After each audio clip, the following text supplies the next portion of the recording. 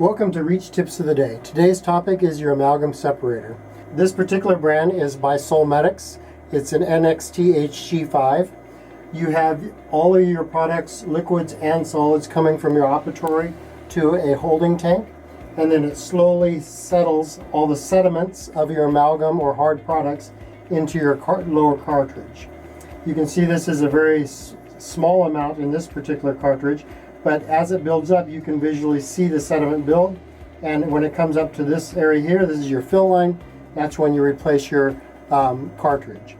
So depending on your state, some states require that you visually check this weekly to find out where the sediment levels are, and to make sure you document that and keep a log and save that log for 3 years.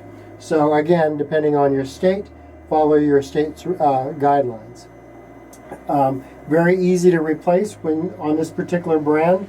It's when the sediment level gets to the full line, you have a cartridge ready to go. You just pull these 2 pins out, move this canister, it'll break the suction, remove it, put the new one on, and set to go. It's very simple, very easy, and the date is clearly marked as far as when it was replaced, but replace these annually, if not sooner, depending on the sediment level.